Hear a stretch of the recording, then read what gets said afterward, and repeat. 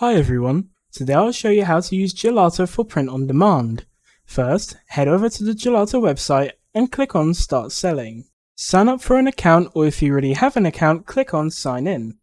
Once you have signed in, click on Stores and then choose the platform that you are using. Once you have connected your account, go to Create a Product in the top right and select from if you would like to create multiple products or a single product. Then click on Create a Template and you can start designing your product of choice. There are many different tools Gelato has in order to help you make your creative designs for your product. When you are done designing your product, click on Continue to Mockups. From here, you need to follow the pages until the end to set up things like titles, descriptions, and prices for your product.